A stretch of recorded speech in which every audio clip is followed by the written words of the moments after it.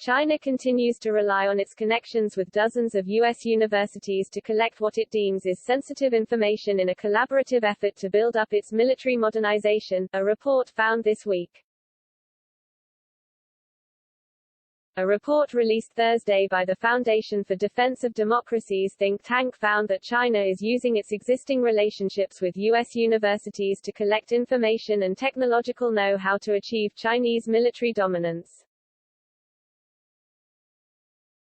China's civilian university system play a major role in China's military-industrial complex, including its nuclear and cyber espionage programs, the report found. The Chinese Communist Party (CCP) has ordered civilian universities and all students to comply with its military-civil fusion strategy to integrate military, civilian and commercial investments to advance China's interest.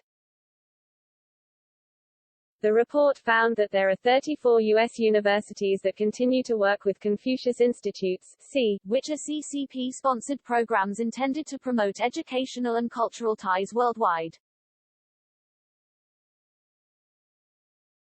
The study found that 4 U.S. universities, including Stanford University, the University of California in Santa Barbara, the University of Utah and Pacific Lutheran University in Washington, have open partnerships with Chinese universities that have been flagged as allegedly supporting China's nuclear program.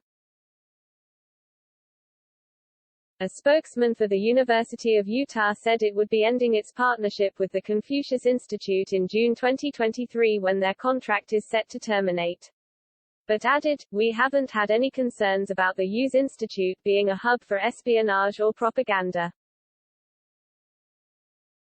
The institute has played an important role in increasing linguistic and cultural literacy about China among Utahns. Chris Nelson, interim chief marketing and communications officer for the university, told Fox News. The U.S. saw a drop in universities that permitted C programs between 2018 and 2021, after Congress passed legislation that barred universities from receiving certain types of Department of Defense (DoD) funding if they hosted CCP-sponsored institutes.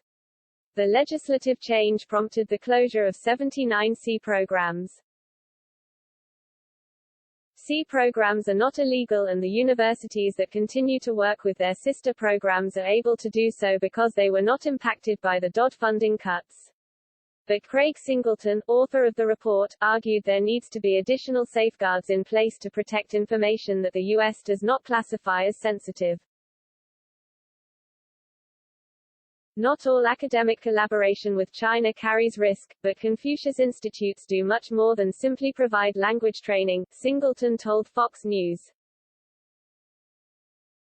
Singleton said that Beijing collects knowledge on everything from basic education taught on U.S. college campuses to cutting-edge research that is not technically classified, but has potential military benefits for the CCP.